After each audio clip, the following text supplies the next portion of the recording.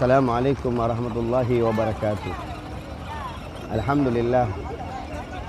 Alhamdulillahi rabbil alamin wassalatu wassalamu ala asrafil anbiya'i wal mursalin. Sayyidina wa habibina wa syafi'ina wa qurrati a'yunina Muhammadin wa ala alihi wa sahbihi ajma'ina amma ba'd. Hadirin hadirat pemirsa TV media dakwah Darul Mustafa yang dimuliakan oleh Allah. Ketahuilah, di dalam sehari-hari kita berapa banyak yang kita lakukan. Di dalam melakukan suatu kebaikan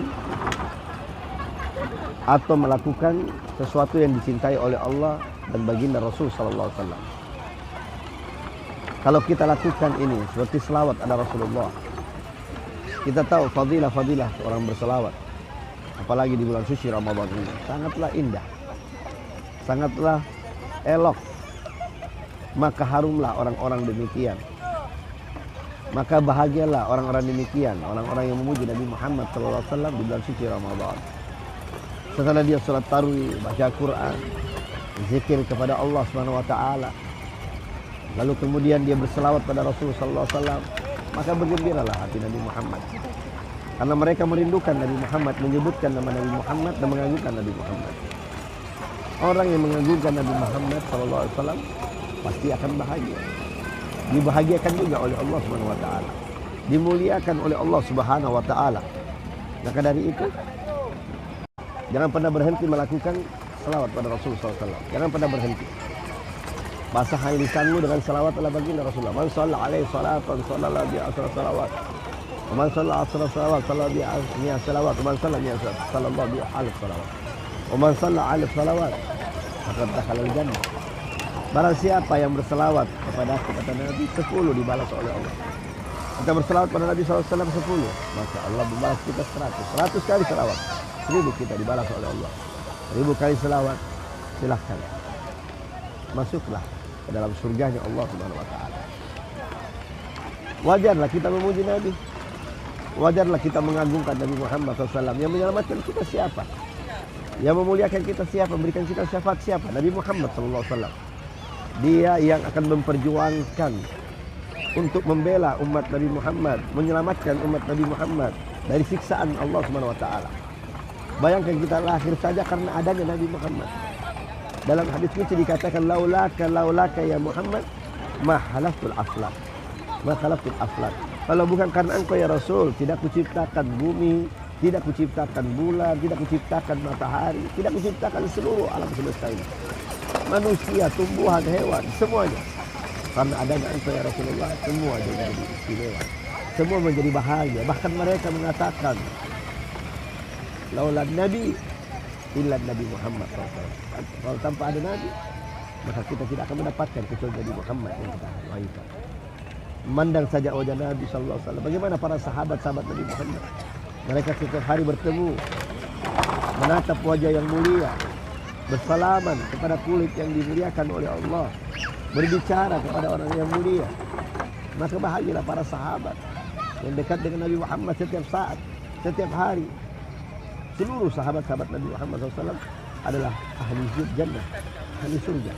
Sedangkan kita tidak pernah melihat Nabi Muhammad, tidak pernah melihat kekasih kita, tidak pernah melihat seorang Nabi yang paling agung, wajah yang paling cakep, manusia yang paling diistimewakan oleh Allah. Sampai ada julukan rahmatan lil alamin, rahmat seluruh alam semesta. Maka Nabi Muhammad SAW yang menjadikan kita hamba yang beriman dan bertakwa, hamba yang penuh dengan kesabaran, penuh dengan ketabahan, penuh dengan kecacian, dicaci, dilempar batu sampai berdarah, giginya patah, seluruh badannya dilempari suatu kotoran. Apa kata Nabi SAW? Fa innahum la ya'lamun. Mereka tidak mengetahui siapa diriku. Akulah membawa rahmat bagi mereka. Kalau mereka tidak beriman, pastilah anak-anak mereka atau cucu-cucu mereka akan beriman. Nah, kita ini sekarang yang menyelamatkan Nabi Muhammad. Bahkan roh kita pun ditanggung oleh baginda Rasulullah SAW ketika dicabut nyawa kita. Separuh daripada roh kita diberikan kepada kekasih kita Nabi Muhammad. Sampai mana lagi tidak ada keistimewaan. Keistimewaan yang diberikan hanya kepada Rasul SAW. Maka dari itu agungkan Nabi Muhammad kalau anda ingin mendapatkan syafaat. Muliakan Nabi Muhammad kalau anda ingin dicintai Nabi Muhammad. Muliakan Nabi Muhammad kalau anda ingin dimuliakan oleh Allah Subhanahu Wa Taala. Maka orang yang suka membasahi lisannya dengan salawat, bahagialah dia di dunia wal akhirah. Jangan pernah berhenti engkau memujinya. Jangan pernah berhenti engkau mengagungkannya. Jangan pernah berhenti engkau bertutur kata dengan baik. Dan ikutilah akhlak Nabi Muhammad SAW. Inna ma bi'ustu diutami mamakaril mu'ahlas. Sesungguhnya aku diutus di muka bumi ini dan akan menyempurnakan akhlak.